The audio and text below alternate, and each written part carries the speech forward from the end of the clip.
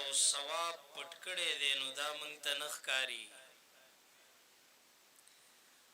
ټوله زندگی په لهو لعب او غفلت کې تیره شوه، ډرامو او فلمونو کتلو کې تیره شوه،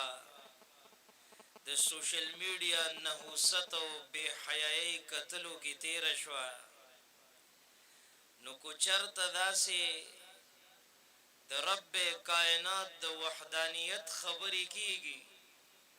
د رحمت للعالمین د ختم نبوت خبرې کیږي، نو زه درته د زړه د درد نه وایم ای مسلمانانو ورونو په هغې کې ناستې کوئ. اذا ذکر الله وجلت قلوبهم وَإِذَا تُلِيَتْ عَلَيْهِمْ آيَاتُهُ زَادَتْهُمْ إِيمَانًا. قرآن عظیم الشان د اهل ایمان معیار بیانوي چې کله د دوی په مخ کې د الله خبرې کېږي نو زړونه به یې یریږي، او چې کله د قرآن آیاتونه لوستل شي د رب العالمین وحدانیت بیانېږي، افضلیت بیانېږي، فوقیت بیانېږي او برتری بیانېږي، نو زادتهم ایمانا د دوی ایمان به تازه کېږي. الا بذکر الله تطمئن القلوب، او د دوی زړونو ته به اطمینان ملاویږي. د مرګ او د ژوند هېڅ پته نه لګي. په دې خیال ما وره چې دستربندي وه او مولانا صاحب راغلی او تقریر یې وکړ. تقریر او بیان درته نه کوم، په تقریرونو اورېدو کې خو زمونږ زندگی ختمه شوه. نن به تاسو په دې خیال اورئ چې دا زما د زندګۍ هغه حقیقت دی چې ماتې سترګې پټې کړي دي. ای مسلمانانو سبا بله ورځ ملک الموت سره ملاقات دی، او رب العالمین چې د هغې زنکدن وضاحت په کوم انداز باندې کوي که نه، نو ډېر شدت دی پکې او ډېره سختي ده پکې، خو قرآن عربۍ کې دی او موږ خو سیده ساده پښتانه یو، نو موږ هغسې پوه نه شو چې مرګ به څنګه وي، موږ پوه نه شو چې د قبر زندګي به څنګه وي، موږ پوه نه شو چې سبا بله ورځ د حشر میدان لګیږي نو میزان به څنګه وي، پولیسرات به څنګه وي،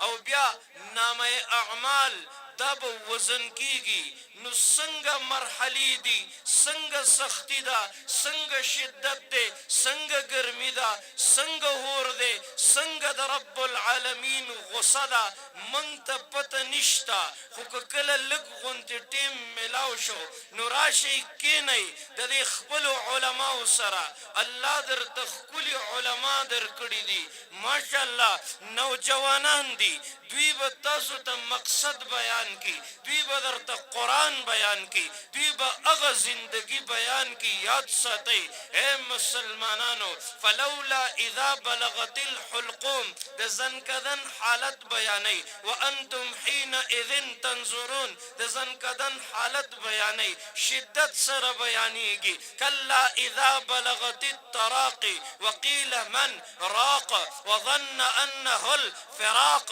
والتفت الساق بالساق الى ربك يومئذ المساق. خو مونږ ته پته ونه لګېده، مونږ ته پته ونه لګېده، څوک ورله لاس مږي، څوک ورله خپې مږي، ډاکټر راولئ، اسپتال لی ویسئ. قرآن وی د زبان حال سره د خپلو بچو ته وی وظن انه الفراق، د ته خپله جدایي په نظر راځي، ما مخوځوئ، ما مخوځوئ، زه د دنیا د کور نه روان شومه، زما رخصتي د کوم ځای ته، د قبر کور ته به ځم که نه.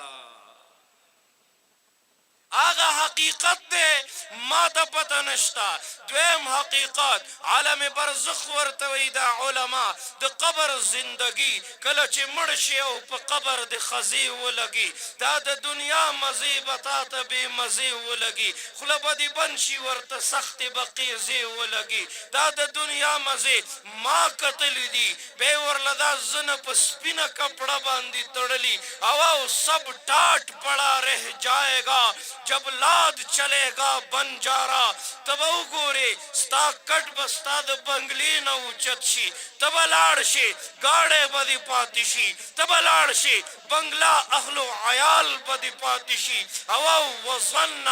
انه الفراق دا هغه حقیقت دی کل نفس ذائقة الموت دا هغه حقیقت دی وما الحیات الدنیا الا متاع الغرور دا هغه حقیقت دی قل متاع الدنیا قلیل دا هغه حقیقت دی کل من علیها فان دا هغه حقیقت دی کمثل العنکبوت دا هغه حقیقت دی دا دنیا لغو لعب دا دا خو اسی تماشی دی دا ځواني همیشه نه دا دا مال دولت مقام عہدہ منصب ہمیشہ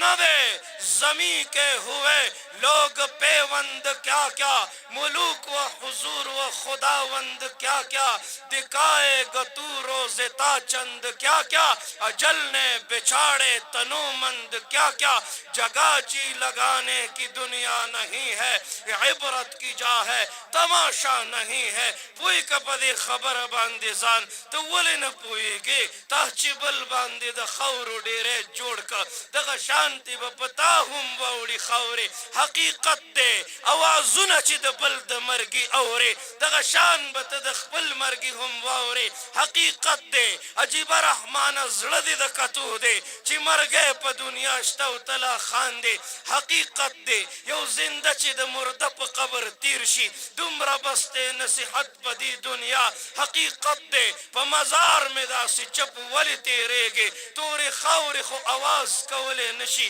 حقیقت دی ثم یمیتکم حقیقت دی ثم یحییکم حقیقت دی ثم الیه ترجعون بیا به خپل رب ته مخامخ کېږئ حقیقت دی منها خلقناکم وفیها نعیدکم ومنها نخرجکم تارة اخرى دا زمونږ د زندګۍ هغه حقیقت دی چې موږ ته سترګې پټې کړي دي فاعتبروا یا اولی الابصار وګوره دې مقبرو ته دلته حسن دفن دی دلته ځواني دفن ده دلته غرور دفن دی دلته تکبر دفن دی دلته بادشاه ایم این اے ایم پی اے دفن دی دلته حسن دفن دی دلته د ځوانۍ تکبر دفن دے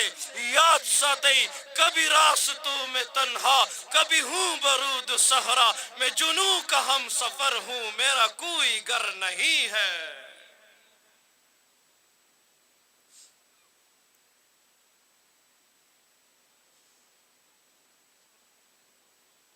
منگ نہ پوئیگو منگ تا پتہ نہ لگی یا ایوہ الانسان ما غرک بربک الکریم چشی پا دومره غرور کی اچولی چرتناغ دردون را پیدا کی چرتناغ پاک نظرون را پیدا کی چرتناغ دی بیوی فاطمی حیا خپلو زنانو توخائی چرتنا حد حسن او حسین شجاعت و پاک دامنی خپلو بچو توخائی نن ضرورت دے ماورا پا دے خیال باندے چی تقریر شروع دے پا دے خیال واورا دا زمان دا زندگی اغا نصیحت دے زب عمل کے راولم نن ضرورت دے دا ابو بکر صدیق صداقت چی زان پو یکم نن ضرورت دے دا حضرت عمر عدالت چی زان پو یکم نن ضرورت دے دا حضرت عثمان سخاوت چی زان پو یکم نن ضرورت دے دا حضرت علی شجاعت چی زان پو یکم نن ضرورت دے دا حضرت بلال حبشی دا عشق و جنون چی زان پو یکم چی دین ملاو دے اسلام ملاو دے قرآن ملاو دے دا محمد مصطفیٰ سرور کائنات نسبت ملاو دے چی زان پو یکم چی زمان دا زندگی مقصد ڈرامہ ندا فلمونه نه دي د سوشل میډیا نحوست نه دی دا خو عالم کفر ستا د بربادۍ دپاره ستا د زنانو د بربادۍ دپاره ستاسو د ینګ جنریشن د ماشومانو د تباهۍ دپاره داسې آلات هغوی تیار کړل ای مور نه پردی که پلار نه بېادبه که دین نے غافل کو اسلام نے غافل کو قرآن نے غافل کو اے مسلمانانو د ګناهونو په دلدل کې داسې ډوب کو کنا اوس د هغه واپسي ناممکن ده نشي واپس کېدی صبح کا بولا ہو اگر شام کو واپس آ جائے تو اسے بولا ہوا نہیں کہتے سانس ہے تو چانس ہے هر څه راته وایه خو اسلام ته مې بد مه وایه دا مې د اغیارو نه په سرو وینو ګټلی دی دا قدر دی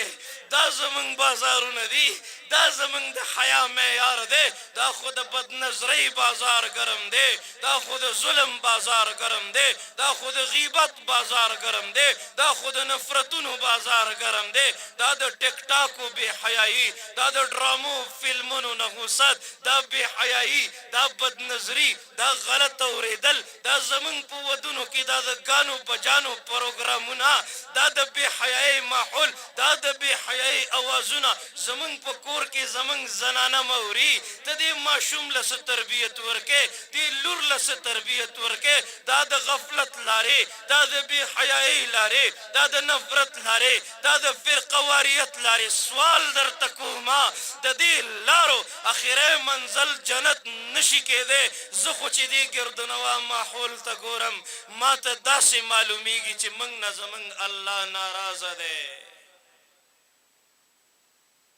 نور به څومره خپل الله خفه کو نور به څومره د خپل رب مخالفت کو د نیکو اعمالو په معاشره باندې خپل اثرات دي کنه او د بدو اعمالو په معاشره باندې خپل یو نحوست پروت دی په نظر نه راځي حیا څه ته وایي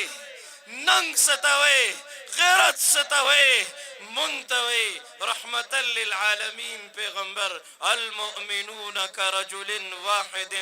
تاسو داسې لکه یو بدن مونږ یو بدن یو نن 57 اسلامي ملکونه د فلسطین دردونه نه محسوسوي مونږ یو بدن یو دا د ګاونډي سره رویه وګوره مونږ څنګه یو بدن کېدی شو یو بل سره دوکې فراډ دی مونږ څنګه یو بدن کېدی شو دا د مسلمان د اخلاقو معیار وګوره بالکل صفر لراغلی دی مونږ څنګه یو بدن کېدی شو هغوی یو بدن خو هغه خلکو اے مسلمانانو واورئ انما المؤمنون اخوة تاسو وروڼه یې که نه رب العالمین وی تاسو د وروڼو غوندې ژوند یو بدن خو هغه خلکو مېلمه به ورکره راغې یوه به یې مړه کړه بله به یې ورسره هسې لاس بچي به یې نهر ورکړل او هسې به یې ورسره لاس کته کولو مېلمه به یې مړولو هغه یو بدن و هغه خلک هغه یو بل په دوک درد کې شریک یو د چیلي سر به او په 7 کورونو به یې ګرځولو دې ګاونډیانو به ویل مونږ کره شته ویله ورکوي دوی به ویل مونږ کره شته او ویله ورکوي هغوی به یې مونږ ته شته واپس به هغې کور له 2 نمبر کور ته واپس راغی هغه یو بدن و هغه خلک هغه د پیغمبر سره مینې محبت والا او تا ویل حسن مې خواږه پرېږدي کتو کې ما ویل زړه دې رانه یوړو په لیدو کې ما ویل زه به دې په کم ځای کې ګورم تا ویل زه یم د تهجدو نیمه شپو کې ما ویل تا ته به په کومه لاره درشم تا ویل سیرې که ګریوان په لیونو کې ما ویل پل ته د صراط مې وارخطا دی تا ویل زه به لا سترګم پورې وتو کې ما ویل ما ته د شیطان مقابله شته تا ویل ما طرف ته مخ په سلګو کې دا هغه خلک دي یو بدن دي د جهاد میدان دی تاسو تاریخ ولټوئ وګورئ د صحابو تاریخ وګورئ د بدر احد تبوک دردونه محسوس کړئ د رحمتا للعالمین قربان کوي هغه دردونه محسوس کوي پته به ولګي د جهاد میدان به د تندې حالت به یو ملګري به ویل ماله اوبه چې هغه به داسې اوبه خولې ته کړلې او بل به ویل ماله اوبه هغه به نه څښلې خپل ملګري ته به یې اوبه ورکولې هوا گلے میں تو سینے پر پتھر اور خون بہتا تھا مگر توحید کے نعرے لگائے ہے صحابہ نے اے مسلمانانو منتے د زندگی د تیرولو منتے حقوق الله حقوق العباد خودلی دي منتے شعور خودلی دي منتے د ادب او احترام د حیا عفت او پاک دامنۍ نه ډکه زندگی خودلی ده کنه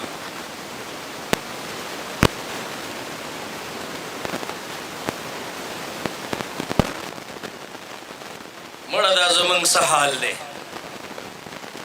دا د مسلمانانو بازارونه